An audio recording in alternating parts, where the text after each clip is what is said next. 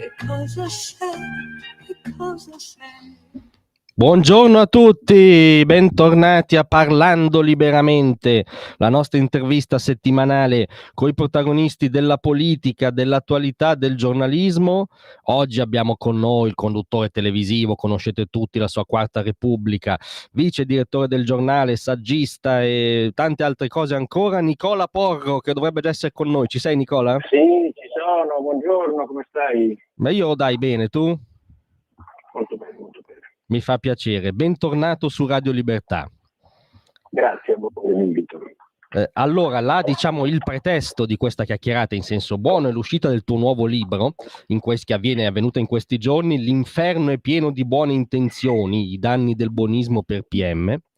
E mi sembra, cioè anche solo scorrendo i titoli dei capitoli, una, diciamo, operazione di demolizione che fai di tutti i dogmi del Vangelo buonista. Cioè, voglio dire, te la prendi con l'ambientalismo ideologico, col femminismo decorativo, col welfare compassionevole, addirittura col manifesto di Ventotene, cioè vuoi proprio cercartela, vuoi colpire tutti gli idoli del politicamente corretto.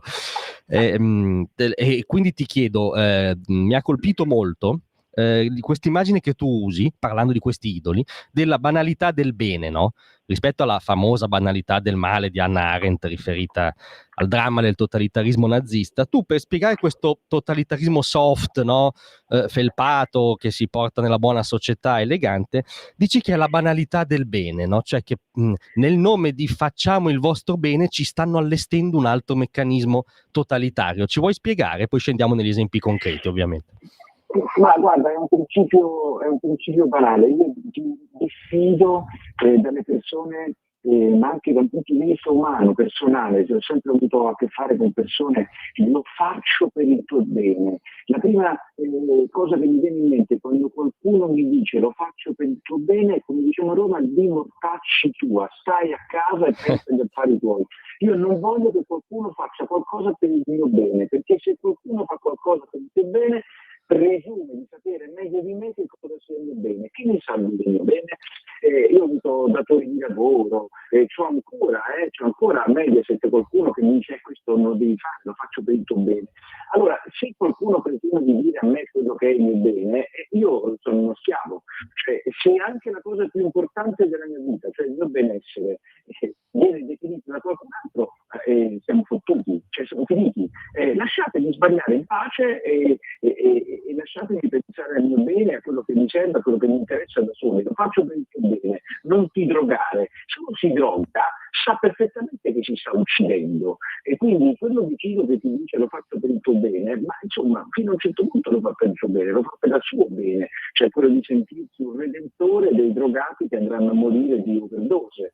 Ma io su questo sono radicale. Andate via, se volete chiedermi e farmi un favore per il mio bene, state il più lontani possibile da me.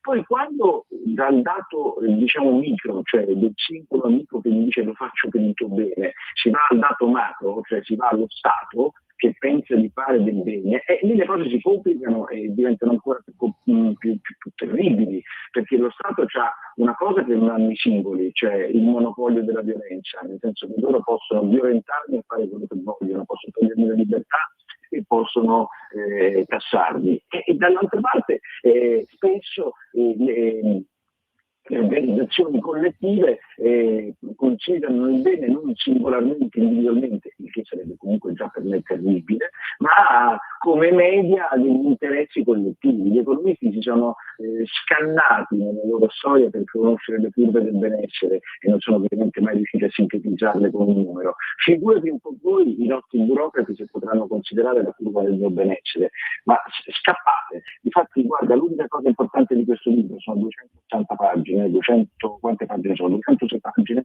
No, in realtà potevo anche non scriverlo, potevo scrivere soltanto l'epigrafe, come si chiama la cosa che mette inizio il libro. Lasciatemi in pace. Sì, lasciatemi in pace.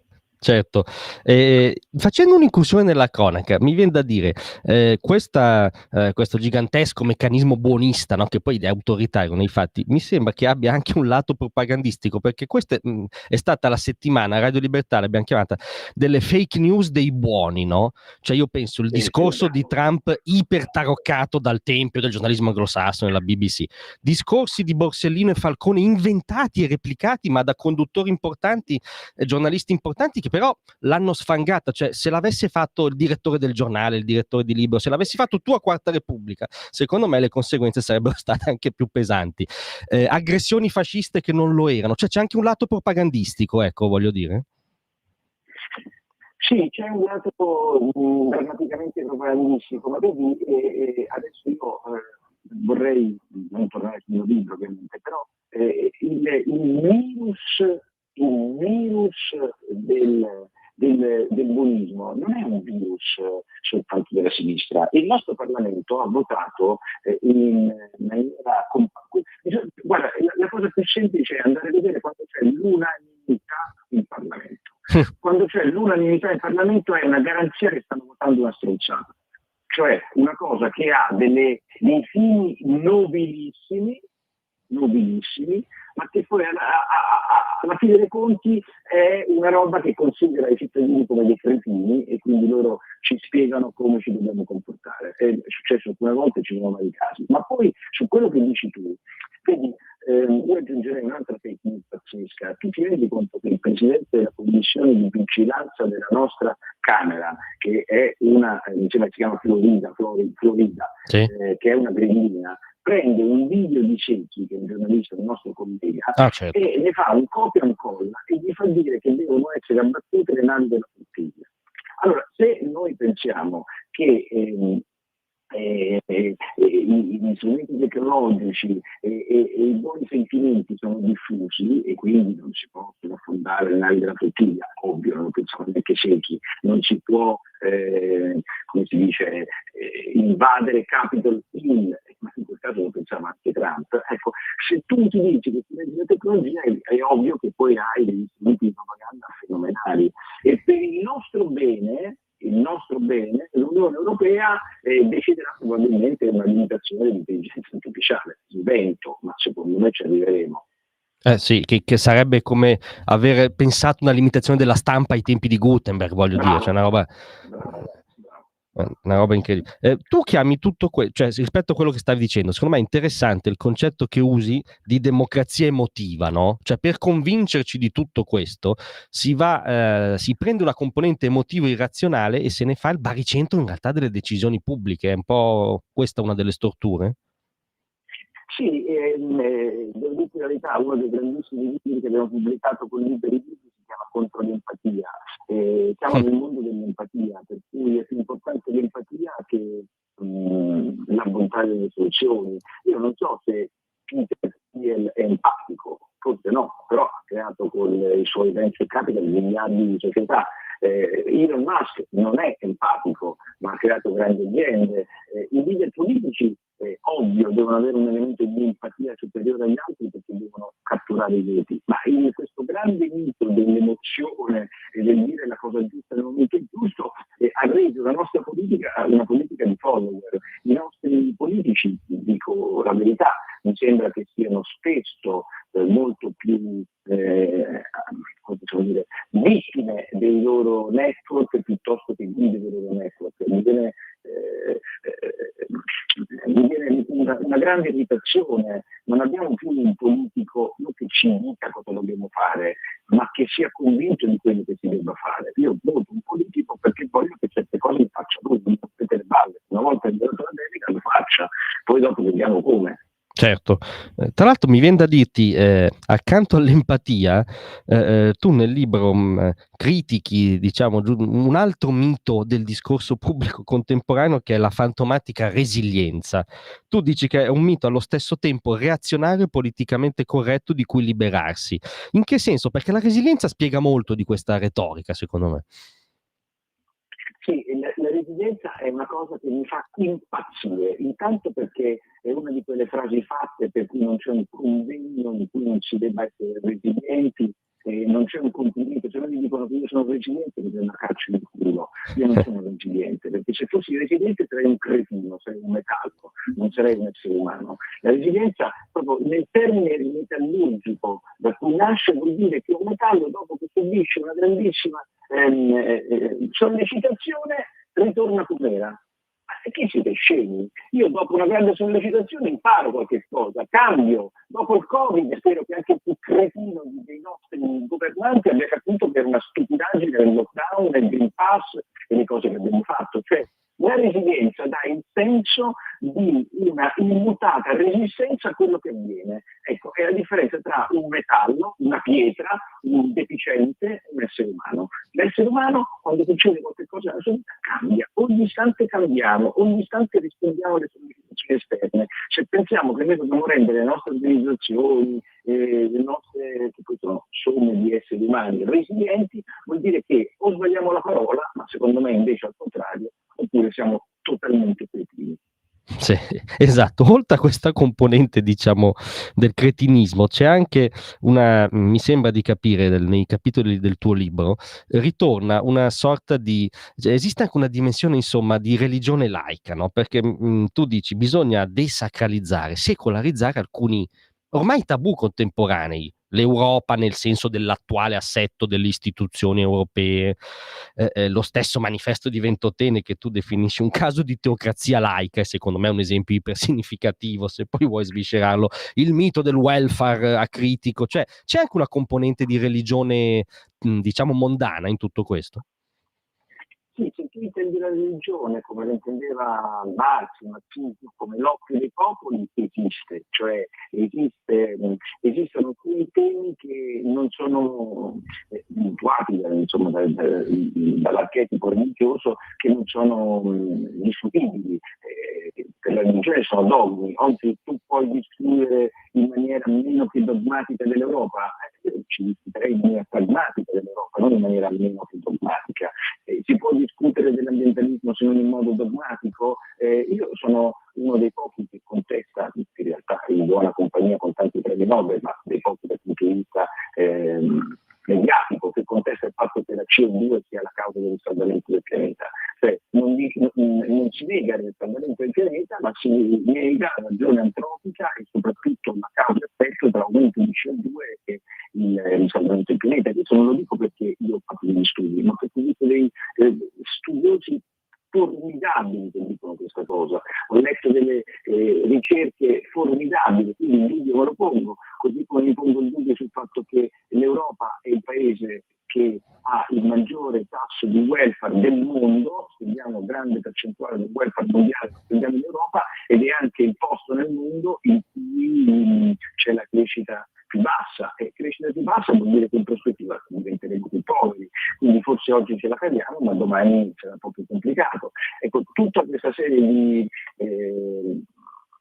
istruzioni non si possono affrontare perché ti guardano come un pazzo, ti dici, ma siamo veramente sicuri che questa Europa sia così fenomenale?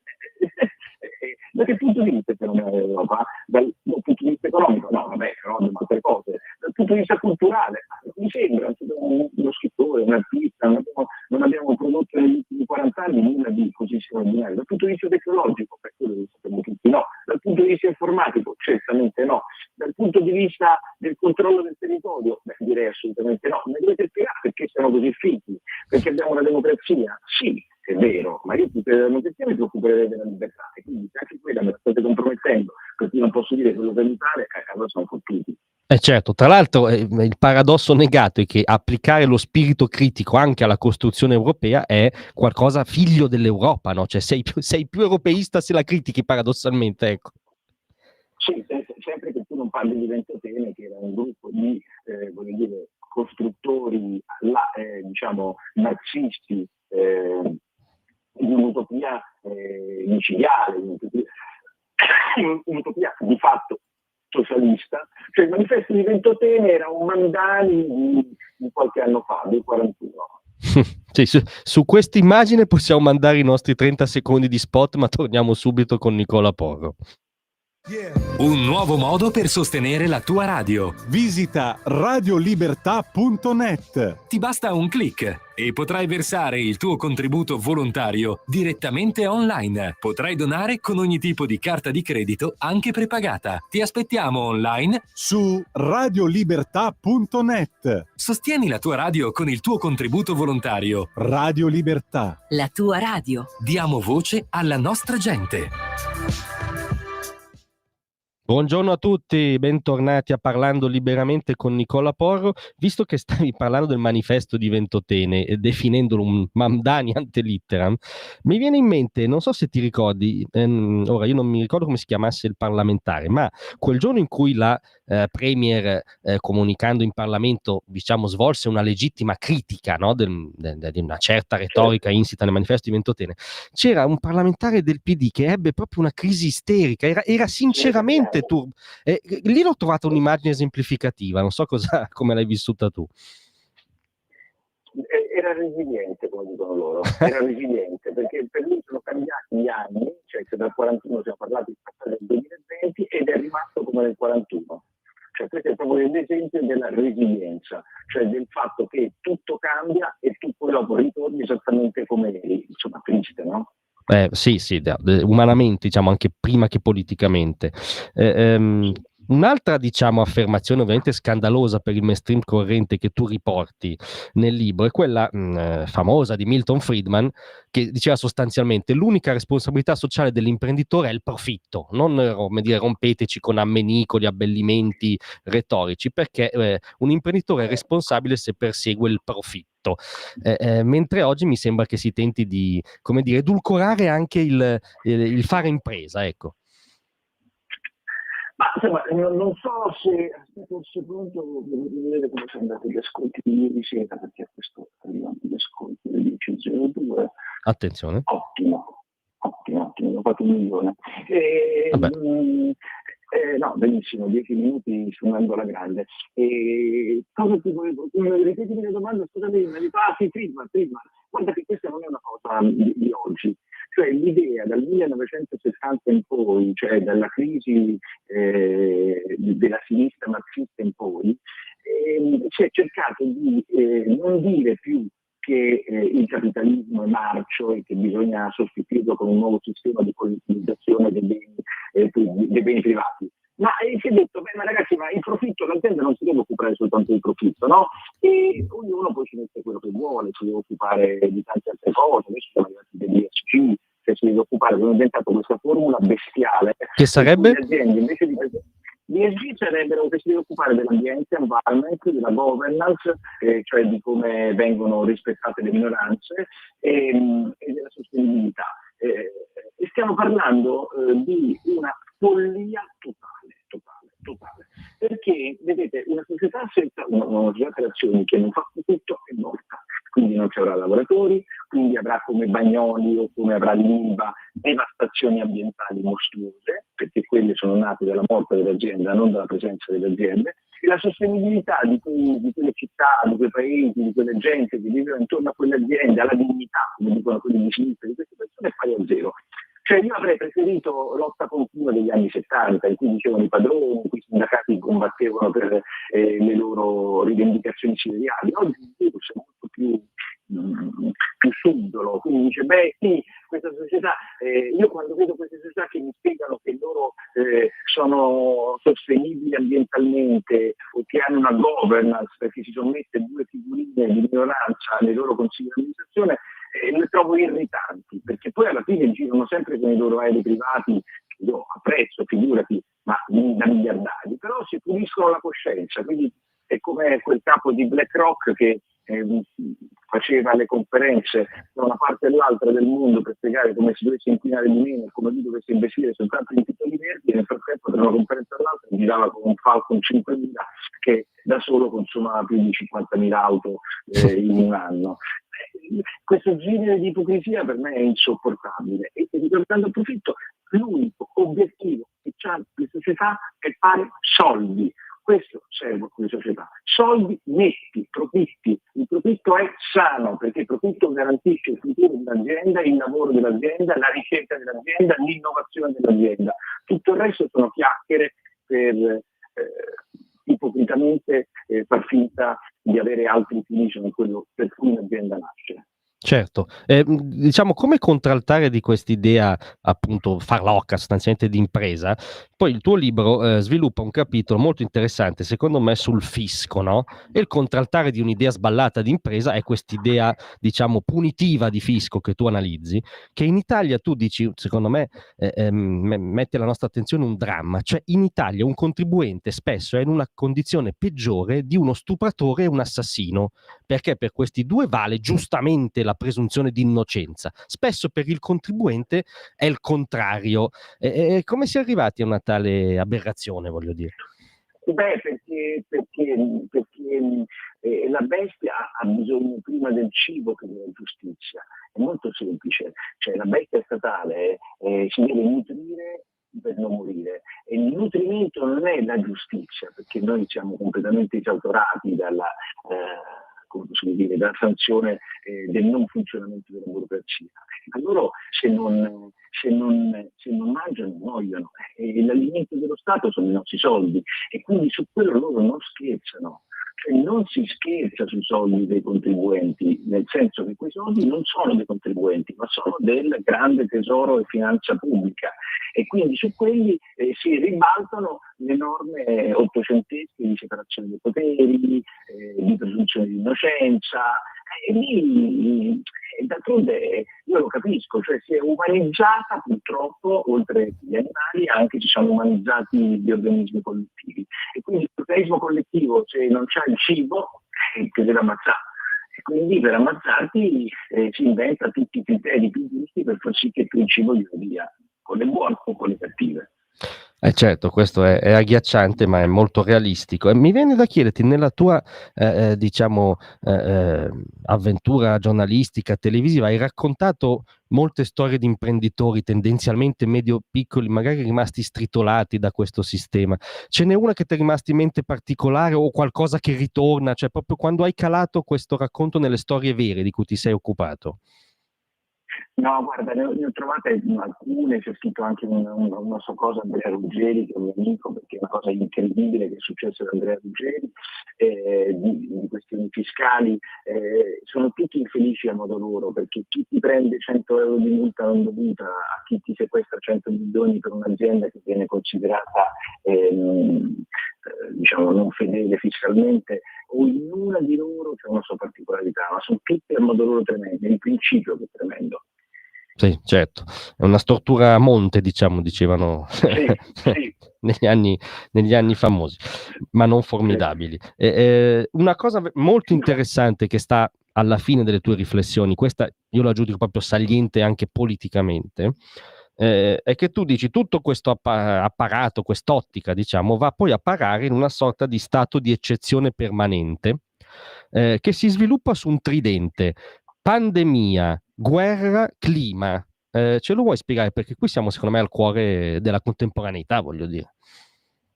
Ma la pandemia è stata una gigantesca prova di come si possono controllare con strumenti moderni i cittadini contribuenti. Io non dico che è stata una prova provata, cioè come stabilita a tavolino precedentemente, non sono un complottista. Però una volta che c'erano ho detto vediamo cosa riusciamo a fare. Ogni giorno sono riusciti a fare qualche cosa di più nel nostro controllo sociale, dal Green Pass, ovviamente in virtù di quella che veniva considerata un'emergenza che si poteva trattare solo in positivo. Questo è stato, la pandemia ci ha portato quindi un tentativo di controllo sociale mostruoso. La guerra è lo strumento per cui si può giustificare un controllo sociale, ma d'altronde questa è la storia delle guerre, quindi durante la guerra vengono per motivi superiori vengono cambiati i paradigmi della convivenza civile. E l'ambiente invece è semplicemente la nuova religione che non necessariamente è legata alla guerra, anzi la guerra dovrebbe essere la negazione dell'ambiente, perché inquina, distrugge, produce CO2 per essere, diciamo, simpatici in un tema serio. Ma d'altronde, voglio dire, non ci siamo forse dimenticati che spesso le guerre sono state di religione, quindi il fatto che religione e guerra negli anni passati non potessero andare a braccetto non ha impedito le guerre, così come oggi guerra e ambiente non dovrebbero andare insieme a braccetto, anzi dovrebbero essere l'uno il contrario dell'altro, eppure vanno a braccetto. È una cosa, cioè l'Europa è riuscita a passare dal Green Deal al New Green Deal al Rearm Europe con una voltata, con un soffio, perciò insomma l'ipocrisia di queste gestioni è su che lo tutti. Sì, tu dici è come se un vegano di colpo avesse aperto una rosticceria di carni rosse, diciamo, Certo, sostanzialmente. certo. Però questa cosa viene, come dire, passata come saggia. Ma sì, ma è una cosa pazzesca, pazzesca. Sono molto felice perché ieri finalmente, anche se una cosa marginale, cioè questi famosi criteri ESG di rispetto delle norme ambientali, finalmente in Europa è avvenuto quello che dovrebbe avvenire politicamente, cioè che il Partito Popolare si è sganciato dai socialisti e le sue mozioni sono state votate dalla destra europea. Ah, certo. Il punto fondamentale è questo, non è tanto demonizzarli per i loro tratti, in alcuni casi anche fascisti che ci sono in Europa della destra estrema, ma semplicemente trovare i punti di contatto per un'Europa un po' diversa da quella di oggi. Certo, sono più preoccupato da Timmermans, che è una cosa che non si può dire in televisione o alla radio, io sono più preoccupato da Timmermans che da AfD. Sì, decisamente, nella scala delle priorità non c'è Esatto. alcun dubbio. Un'altra cosa avvenuta in questi giorni mi viene allora da chiederti, diciamo anche l'attacco, la cagnara, lo scontro, soprattutto no, rispetto al ministro Valditara sull'educazione sessuale a scuola, si inserisce un po' nel tuo discorso, no? Perché a me sembra che è sfuggito che in realtà l'oggetto vero del contendere era che non si volesse coinvolgere la famiglia nel percorso educativo dei figli. L'alternativa è lo Stato etico, no? Dove i figli sono di proprietà dello Stato. Però il cattivo è diventato Valditara o chi sostiene, diciamo, una certa ottica. Come hai trovato questa vicenda? Beh, io lo trovo imbarazzante, sono veramente dei pazzi, perché è ancora quella coda del politicamente corretto, del buonismo, delle minchiate che si stanno cercando di mettere in bocca a Valditara, un'altra fake news, un po' come quella che ha messo in bocca a Falcone. Perché hanno detto che Valditara, siccome voleva il consenso dei genitori per l'educazione sessuale da impartire a scuola ai 14 anni, mi sembra che ci sia anche sulla religione un consenso, però non vorrei essere Sì, mi sembra di sì. negato, o c'è? O Sì, non sì, c'è? mi sembra di sì. No, a scuola. Beh, insomma, sull'educazione sessuale è semplicemente più una risposta non all'educazione sessuale, che secondo me potrebbero averla tranquillamente i ragazzini, ma il problema è la deriva gender che questi ci hanno portato in piedi. Cioè, io penso che ci sia ancora su temi delicati e importanti come questi il ruolo della famiglia, perché ogni famiglia ha le sue sensibilità e non vorrei creare una sensibilità comune, collettiva, nazionale. Diciamo, questa eccezione sulla sensibilità sui temi sessuali viene considerata dalla sinistra come clima patriarcale che porta al femminicidio. È una cosa terribile, ma solo da pensare, ed è una roba che si deve contestare in tutti i modi, come ha fatto Valditara. Sì, anche un po' diffamatoria, diciamo. Direi proprio di sì. Mi viene da chiederti in chiusura, questa cosa qua, non è che forse aveva ragione, diciamo, il buzzurro d'oltreoceano cresciuto nella Rust Belt sottoproletaria G.D. Vance quando venne in Europa a Monaco e ci disse: guardate che voi europei che avete, come dire, pensato, ideato, figliato la libertà di parola, la libertà d'espressione, avete un grosso problema con la libertà. Tutti, io mi ricordo le prime file, no, dell'elite europea si scandalizzò, ma non è che aveva ragione Vance, anche, come dire, arrivando alla fine del tuo libro? Secondo me Vance ha fatto il discorso più importante di shock nei confronti dell'Europa degli ultimi anni, e non Trump, perché Trump ha un atteggiamento grezzo, molto pragmatico, molto da businessman. Vance ha fatto un discorso politico e ha detto delle cose straordinarie. All'epoca c'era la scelta della Corte Costituzionale rumena, come ti ricorderai, di non far candidare un signore certo. perché c'era stata della propaganda attraverso TikTok dei russi, che è terribile. Io non sono certamente un filo russo, proprio stanotte è stata distrutta, c'è stata l'offensiva su Kiev, cioè non sono delle mammolette, però quello che diceva Vanzi era perfettamente vero, cioè il nostro grande tema è quello della libertà, e poi abbiamo questa prosopopea di essere culla della libertà, dove invece in realtà mi sembra che siamo culla soltanto di libertà che sono politicamente accettabili, le altre sono ignorate e ignorabili.